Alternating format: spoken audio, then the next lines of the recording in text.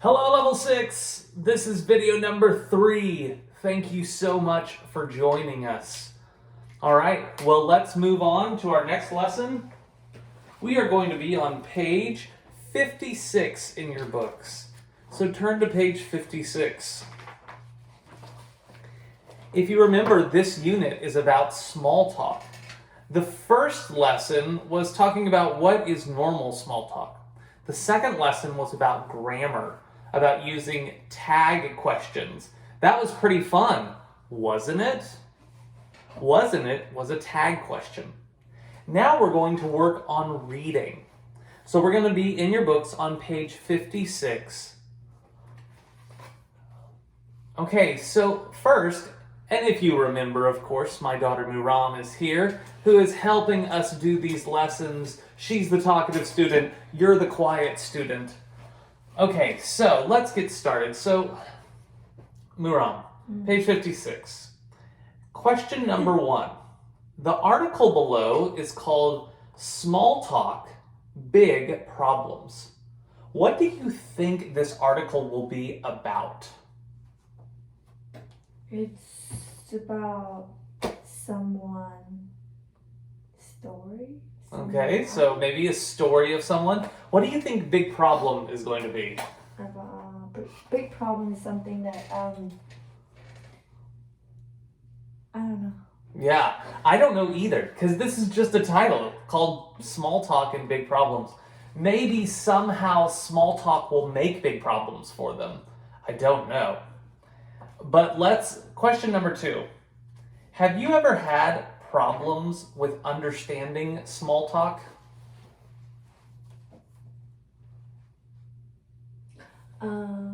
Yes and no. I don't know how to answer this. Yeah, so what this question means is, have you ever, when Americans are doing small talk, maybe when you first came to America, was that easy to understand or confusing? The first, whenever I came to America, it was a little confusing. Okay, why? Because I don't really understand English. Okay, so the English and the vocabulary of small talk is usually sometimes hard to understand, and you may not always respond the normal way. So if you said oh, hey, how are you doing? And you answered oh, I ate too much food yesterday. Most Americans would be like, what? We're not talking about food. All right, well, let's do the reading. And to help you at home, I want you to repeat after me. Okay, so I'm going to read and you repeat after me. Okay? So here we go. Marco, a new immigrant from Chile, works in a factory during the day. And takes college classes at night. Takes college classes at night. Let's do that one again. And takes college classes at night. Takes college classes at night. Shortly after starting at work. Shortly after starting at work. And at school. He has 2 confusing experiences. Experiences. Okay, good. And did you hear how she didn't say the S at the end? So not one experience, experiences. Can you practice saying that at home? 1, 2, 3, experiences. Okay, so Muram, he's going to have 2 problems. What are his problems going to be? He works at factory during the day, and okay. Then he also go to school.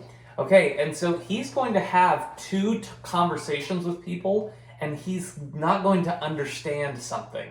So let's watch what happens to Marco. One evening, he sees an American student. From one of his classes. Walking toward him. As the student comes closer. Marco says hi. Not say, says. Marco says hi. The student responds with, "Hi, how are you?" The student responds with, "Hi, how are you?" But instead of waiting for Marco's answer, But instead of waiting for Marco's answer, the student keeps on walking. the student keeps on walking. Marco is confused Marco is confused and wonders, why does my classmate dislike me? and wonders why does my classmate dislike me? Okay, so do you understand what happened to Marco? Yeah. Okay, what happened to him? He didn't respond. He just walked away. Okay, so Marco didn't. Who walked away? The American. Okay, so Marco says, "Hi." So I'm Marco. You're the American. And Okay. Marco says, "Hi." And then the American says, "Hi, how are you?" and then what do you keep doing? Keep walking. You just keep walking. Okay, because how are you is a question, right? Yeah. And you should stop and wait for them to answer. But in America, we don't always do this. How are you is just another way of saying hi. Like, okay, so Marco has one confusing experience. Okay, let's see what happens in his next confusing experience. At the factory, Marco sits down to have lunch. Marco sits down to have lunch with a group of coworkers. That's okay. Coworkers. Good. Are you seeing kind of the constant problem that she's having of not saying the S at the end? Make sure that you're saying all the letters as you're reading. So let's do that last word one more time. Coworkers. Okay, good. He introduces himself. Not introduce, introduces himself. And talks a bit about his family. And his coworkers do the same. At the end of lunch, an American coworker says, "It was nice to meet you, Marco. Let's get together sometime." A week goes by. Marco sees the woman every day.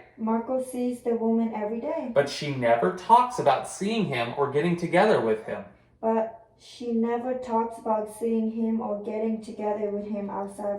Outside of work.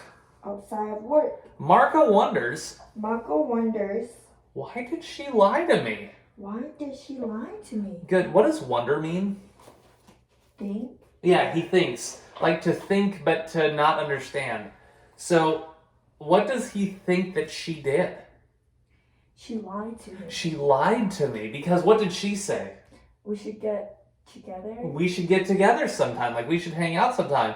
Marco felt that meant that they should get together. But in America, that's not what that always means.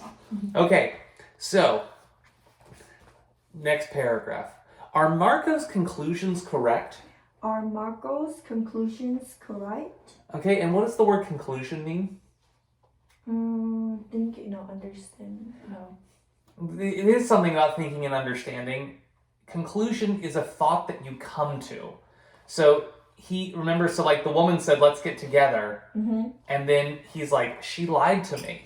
She lied to me is his conclusion. Like, oh, I saw that this happened.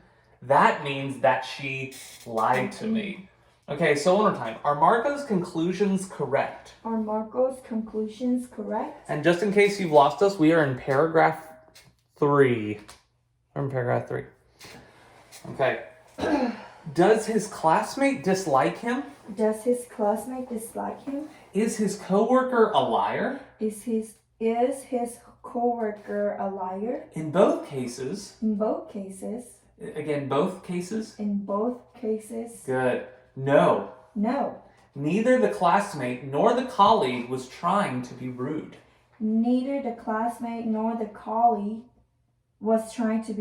Good, and let's say neither again. Good, because did you hear she said neither? She used a D instead of a TH. We're working on her and also with you at home to say the TH sound. So one more time, neither. Very good. The problem in these scenarios The problem in these scenarios was that Marco was unaware of the difference. Was that Marco was unaware of the difference between the speaker's words, the speaker's words, and their intentions. Okay, so those two words are in a special kind of form. They look different than the other words around them. That's called italics. And it makes a word, it sets it apart from other words. So let's read that one more time.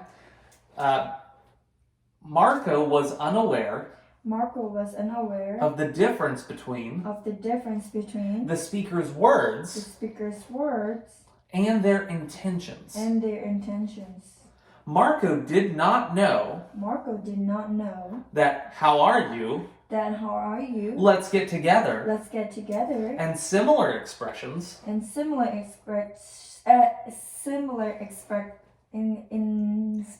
Good, that's a hard word. Expressions. Expressions mean short phrases that all like words that always go together, like how are you, or sabal hair, or good day, or the words that always nice to see you.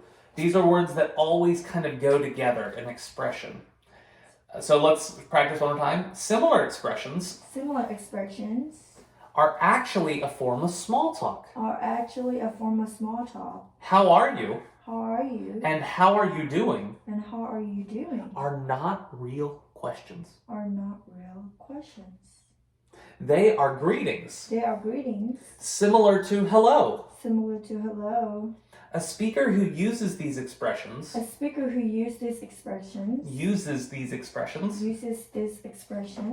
does not expect an answer beyond fine thanks. Thanks. Good. So if I said, how are you? What answer am I expecting? Good. Fine. I'm doing fine, thanks. I'm doing good. Likewise, let's keep in touch. I'll call you. Or let's talk soon. Are not invitations. Or promises. To get in touch. They are simply polite ways. Of closing a conversation. Good. What does polite mean? Nice. They're just nice things to say. Now, some people would say, but if you don't mean them, then they're not really nice. And that's kind of what small talk is. It's being nice without really being nice. All right. But if Americans don't mean what they say, how can you know when they are truly interested? In knowing about your health? Or when they're sincerely looking forward to meeting you again. That's a long one. When they're sincerely looking forward to meeting you again. Watch their behavior.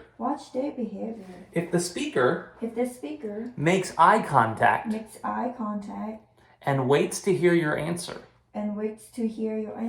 Chances are they are asking a real question. In the second case, you can recognize a real invitation if the speaker makes an appointment with you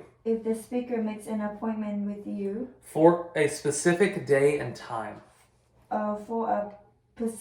Specific. Oh, good try. Specific. Pacific is an ocean between nope. Specific.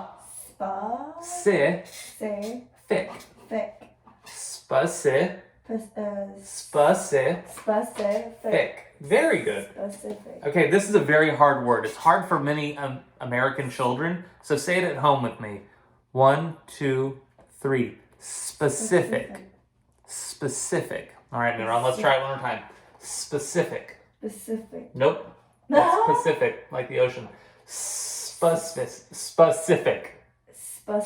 Very good. That was perfect. Day Specific day, and time. Good.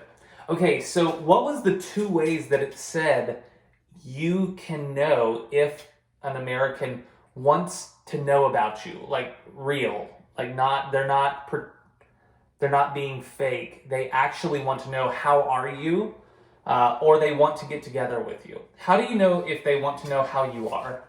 They make an appointment. Nope. What? Sorry. Keep repeating the question. How do you know if I actually want to know how you are doing? What will be different? If I'm being nice with small talk, I'll say, "Oh, hi," like, "How are you?" And I'll keep going. If I really want to know how you are, what will I do? She or he gonna wait for your answer. That's right. I'll stop. I'll say, "How are you?" And what will I do with my eyes? Eye contact. I'll make eye contact. If I'm looking at other things and give a quick "Hey," then I don't want to. If I want to really get together with you later, what will I do? I don't know how to say. You can use different words. Oh, they were If I actually was like, "Hey, we need to meet," like, what will I do? You will like make an appointment. I'll make an appointment with you. I'll be like, "Hey, can you do this after class at 11:15, or can you do this next week on Monday?" You'll make a specific time. And this is important. If you make an invitation to an American, ask them when will work good for them, and then ask them for a specific day. Like, "Oh, what about Thursday at 6 o'clock? Or Friday at 4 o'clock? Give them a few options. Okay, let's read we're on the very last paragraph down here at the bottom. The lesson to learn from Marco's experiences. From Marco's experiences. Good. Is that it isn't always enough. It isn't always enough to understand the words that people use. You have to know the intentions or purpose behind them as well. Okay, so what does the word intentions mean? I don't know.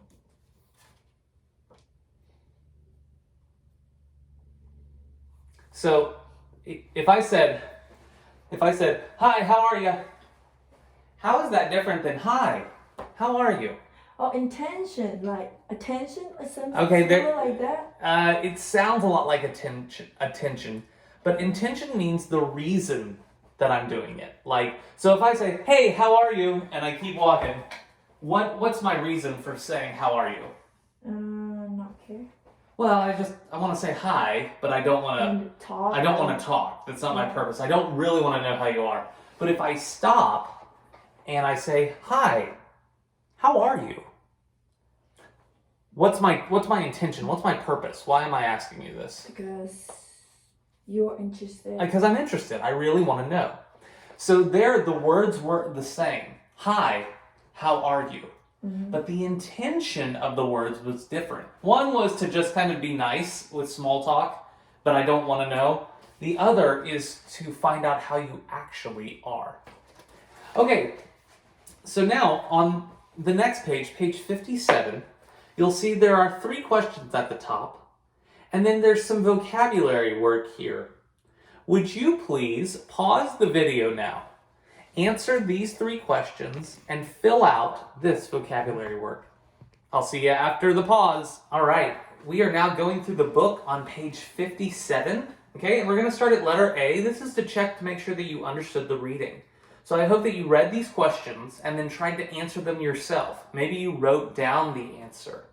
Okay, but let's see how Muram did. Okay, so number 1. What was the cause of Marco's misunderstandings? He's new to American language. Okay, so he was new to the American language. Did he understand the words that people were using?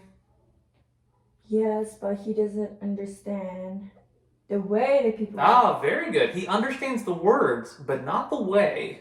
I like how you used that. And that's very important as you get to the higher levels of English, because you're like, I know lots of vocabulary, but if you don't practice speaking English, then you don't know how to use the words. All right, number 2. What are some examples of small talk phrases that are often misunderstood from this passage? Let's meet up sometime. Let's meet up sometime. Good. What else? Or I will call you. I'll call you. Or in my work, I might say, oh, I'll email you sometime.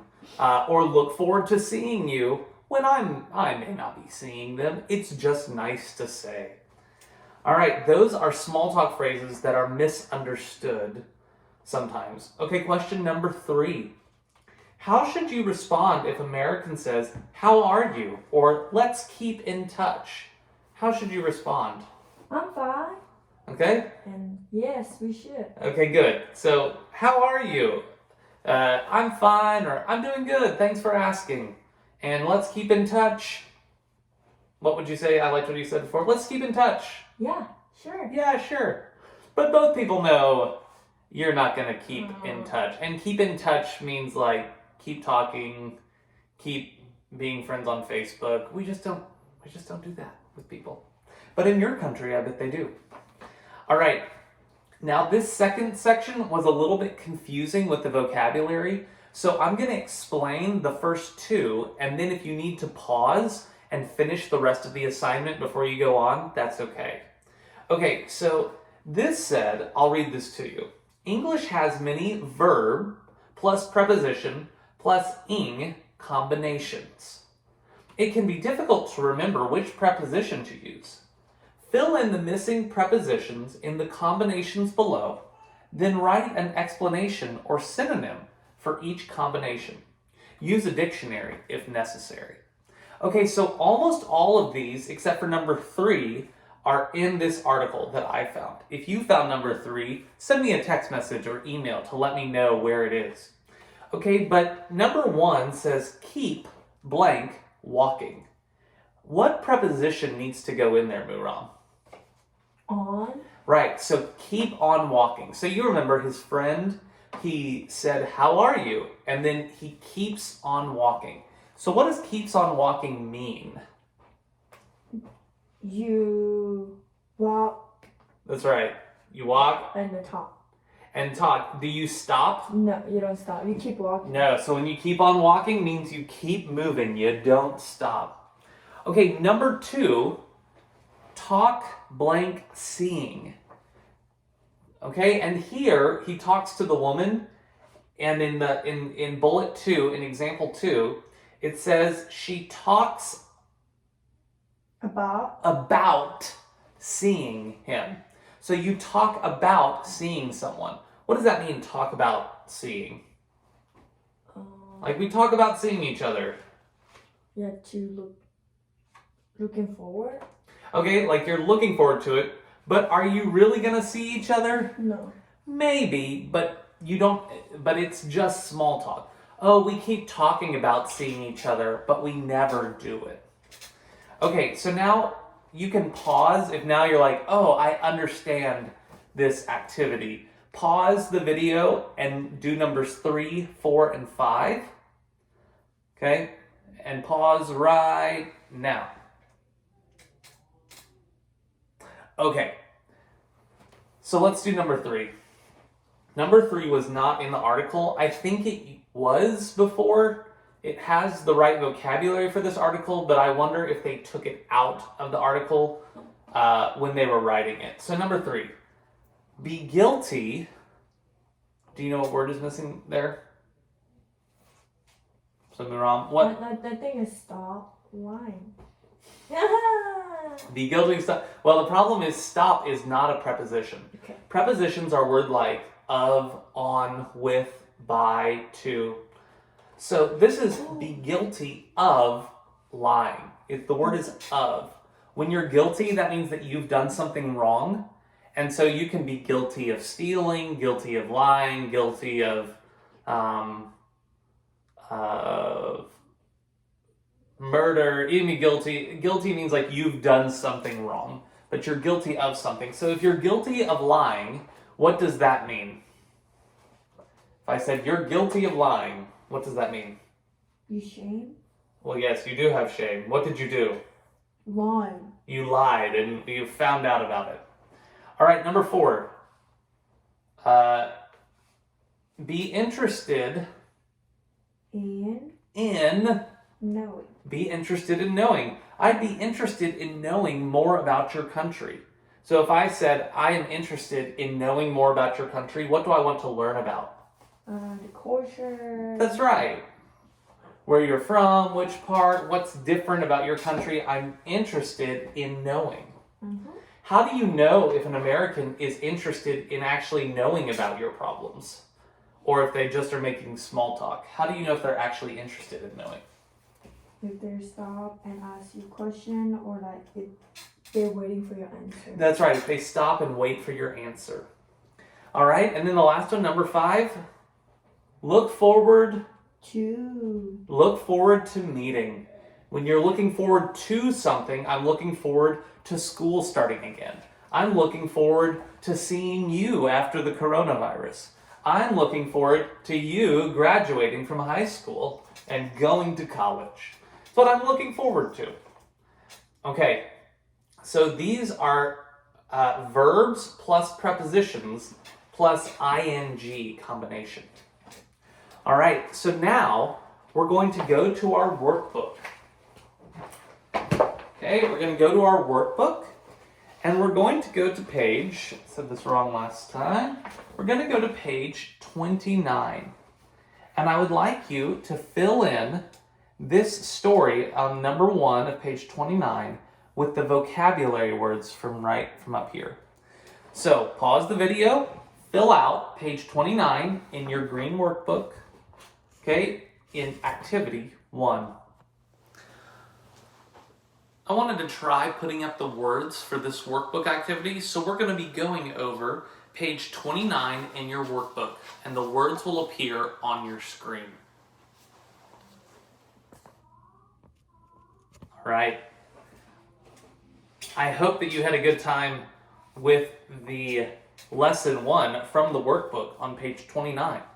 Let's go over the answers here. Okay, so I will read them. Okay, and I'm going to read the paragraph and just repeat after me. Try to make your voice sound like my voice. Okay, here we go. It's very interesting to visit another country and learn about a new culture.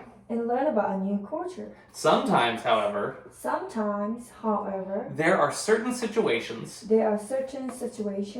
or scenarios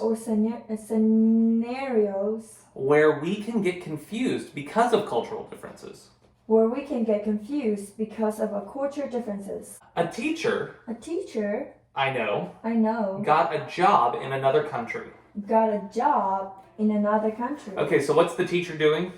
She got a job. She got a job in her country or a different one? Other country. In a different country that's not hers. Yes. She tried very hard to recognize cultural differences. In the new country. What does recognize mean? To remember. Nope, not this time. Or recognize something that. Sometimes recognize can mean to remember, but here it's a little different. She's trying to recognize cultural differences. So what's she trying to do?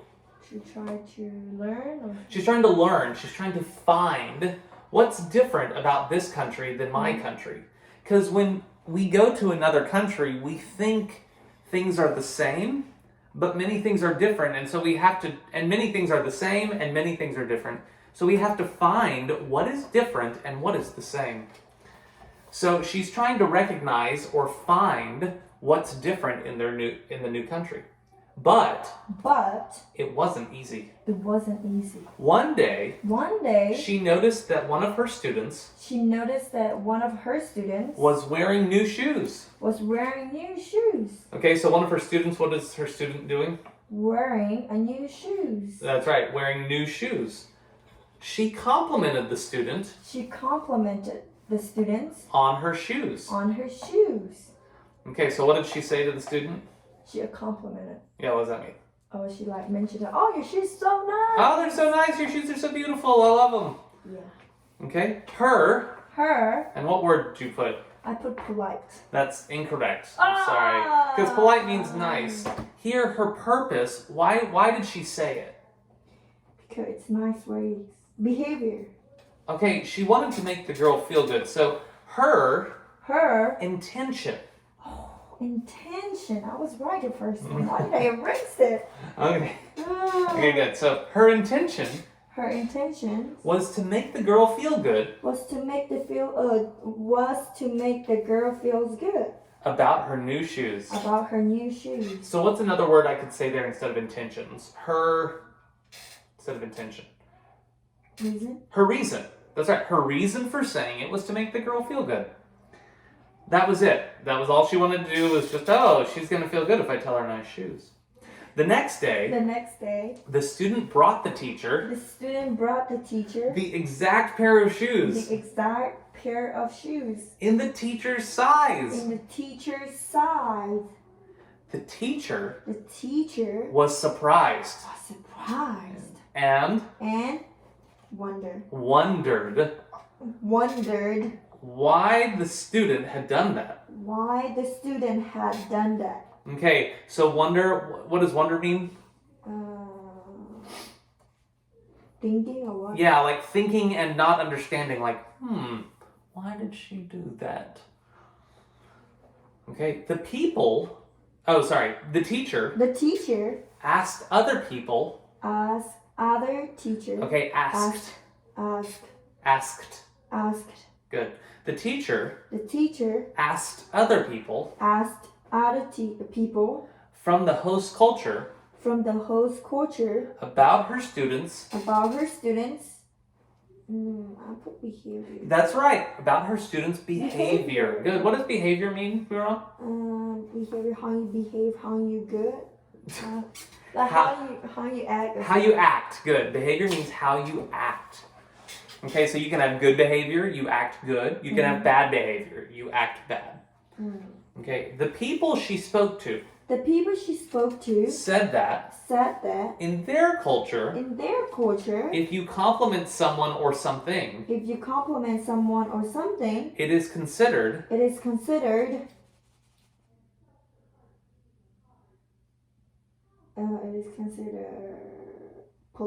Polite. That means it's considered nice. It's considered the right thing to do in their culture to give. Okay, to give the object mentioned to the person who complimented it. This happened to me. I was at the house of a man who was one of my students, and I saw that he had this beautiful ring on one of his fingers. And I said, "Oh, that's a beautiful ring." And do you know what he did? He took it off his hand and he put it on my hand. Now, there was a problem. The ring was much too big for any of, like, his finger was bigger than my thumb. But I said, "Oh, no, I can't take this. I don't want that. I was just saying nice ring." But in his culture, it was normal to give what you complimented on. I have never complimented a man on his rings or anything specific since then because I don't want him to give it to me. All right. The teacher felt terrible because she was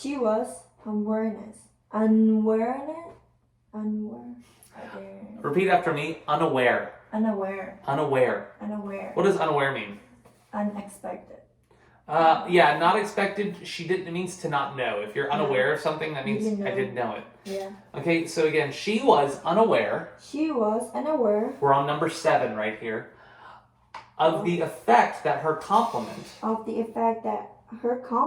Would have on the student. She thanked the student. Not thanks, thanked. She thanked the student. And explained the cultural difference to her. And explain the culture difference to her. One more time. And explained. And explained. The cultural difference to her. Cultural difference to her. In the United States. In the United States. Complimenting someone is a form of small talk. It's a form of small talk. So in America, when I say, "Oh, that's a nice jacket," what do I want? You want jacket? I want your jacket? If I say that's a nice jacket? Oh, you just like, you think that like, polite way to say. It's just a nice thing to say. I'm trying just to make you feel good and not change anything. Okay. Small talk. By complimenting someone. On a specific item.